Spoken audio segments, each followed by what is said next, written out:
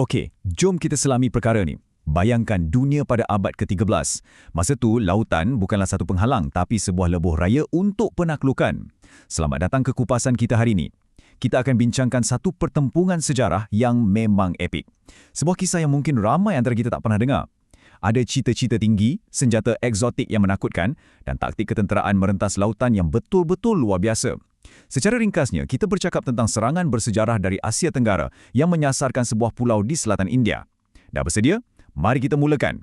Jadi, persoalan utama yang kita kena tanya, mengapa seorang Raja Melayu sanggup melancarkan pencerobohan berani ke atas Sri Lanka pada tahun 12,200-an? Cuba fikirkan sejenak. Membawa armada tentera menyeberangi lautan yang luas pada zaman tu bukannya mudah dan semestinya tak murah. Ia perlukan keberanian yang luar biasa, perancangan rapi dan sudah tentu motif yang sangat-sangat kuat. Jadi, apa sebenarnya yang mendorong kempen ketenteraan yang mengejutkan ni? Untuk rungkaikan misteri sejarah ni, kita kena tengok dulu apa yang sedang berlaku di Sri Lanka pada waktu tersebut. Bahagian pertama, negara pulau yang semakin lemah. Perkara ini dengan jelas menunjukkan betapa berbezanya nasib kedua-dua pihak pada masa itu. Landscape geopolitik pulau tersebut memang sangat rapuh. Sri Lanka baru saja melalui pencerobohan asing yang sangat kejam sampaikan ibu kota utara mereka, Polonnaruwa, musnah sama sekali. Mangsa yang terselamat terpaksa melarikan diri ke selatan dalam keadaan trauma. Tapi jauh merentasi lautan, keadaan sangat berbeza. Di wilayah yang kini dikenali sebagai selatan Thailand, ada sebuah kerajaan bernama Tambralinga yang diperintah oleh seorang Raja Melayu, Chandrabanu. Waktu Sri Lanka tengah hancur dan lemah, Chandrabanu pula sedang ligat mengumpul kuasa dan membina cita-cita besarnya. Tapi, orang Sri Lanka tak mengalah macam tu je. Walaupun ibu kota lama dah jadi abu, mangsa yang lari ke selatan ni mula membina kerajaan baharu, terutamanya di sebuah tempat bernama Dambadenia. Di sinilah Raja Parakrama Bahu yang kedua mengambil alih tugas berat.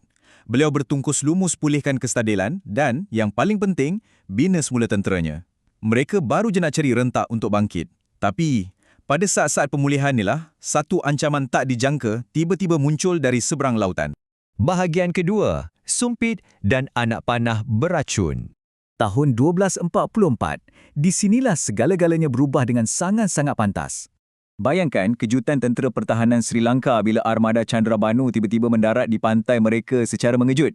Dan mereka bukan datang dengan pedang atau tombak biasa tau. Mereka bawa senjata yang sangat asing dan mematikan, iaitu sumpit dan anak panah beracun. Cuba letakkan diri anda di tempat pertahanan tempatan tu. Tiba-tiba dihujani serangan bertoksik yang mungkin diorang tak pernah tengok pun seumur hidup. Ia bukan je serangan fizikal yang dahsyat, tapi satu kejutan psikologi yang betul-betul melemahkan semangat di medan perang. Bahagian ketiga, relik gigi suci. Jadi, poin yang paling penting di sini ialah apa sebenarnya yang Chandrabanu nak? Merentasi lautan, bawa anak panah beracun semata-mata untuk tanah atau harta? Sebenarnya tidak. Matlamat utama dia adalah relik gigi suci Buddha. Ini bukan sekadar barang purba biasa ya. Ia adalah satu simbol kuasa yang maha hebat. Sesiapa je yang pegang relik ni, dia ada keabsahan mutlak untuk menuntut takhta pemerintah. Pendek kata, ini adalah kunci kepada legitimasi politik. Pencerobohan Kula Warlawan ini bukanlah satu serbuan rawak. Ia adalah plan strategik yang sangat terancang untuk merampas kuasa pemerintahan yang diiktiraf sepenuhnya. Tapi, tentera Sri Lanka bertindak dengan sangat pantas. Dorang tak berdiam diri. Putera Virabahu, iaitu anak saudara raja, terus ambil alih arahan. Beliau tak tunggu lama, terus lancarkan serangan balas yang dramatik dan berani. Hasilnya, pasukan putera Virabahu berjaya menewaskan penceroboh dan menggagalkan serangan mengejut tersebut. Berdepan dengan tentangan sengit ini, pasukan Chandrabanu tiada pilihan selain terpaksa berundur. Bahagian keempat, membina semula di utara. Mari kita lihat bagaimana perkara ni berkembang. Adakah Chandrabanu terus kemas barang dan berlayar balik ke Tambralinga lepas kalah? Oh, sama sekali tidak. Di sinilah kelicikan strategi politiknya betul-betul terserlah. Pertama, dia berundur ke utara pulau tu, ke kawasan Jaffna. Kedua, dia terus rampas kawalan di sana dan dengan selambahnya memahkotakan dirinya sendiri sebagai raja. Ketiga, dan ini bahagian yang paling genius, dia luangkan masa bertahun-tahun untuk bina pakatan dengan komuniti Tamil dan Sinhalese setempat. Dia kumpul sokongan padu. Dan langkah keempat, dengan kuasa dan sekutu baharu ni, dia lancarkan pencerobohan kali kedua. Kali ni dengan tentera yang jauh lebih besar. Memang satu masterclass dalam strategi politik. Bahagian kelima, pertempuran epik terakhir. Sekarang, apa yang sangat menarik tentang pertembungan Muktamad ni ialah skala pakatan yang terbentuk.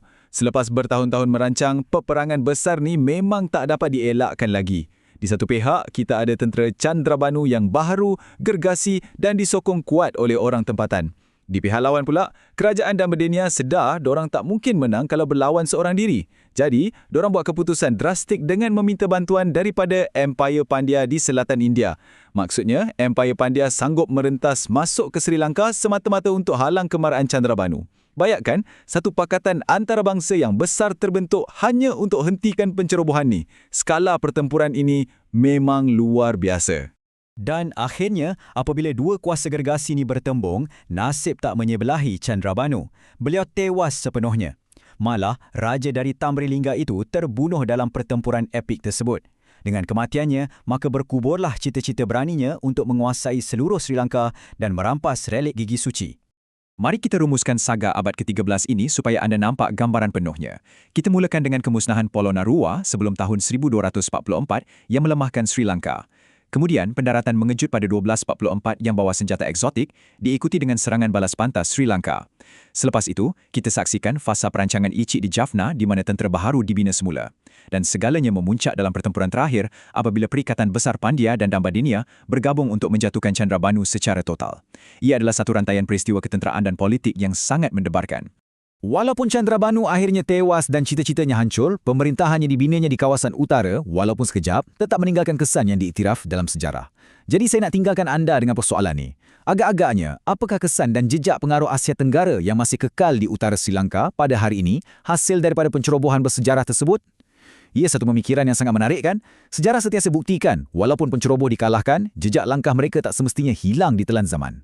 Terima kasih kerana bersama saya dalam kupasan kali ini dan teruskan meneroka sejarah.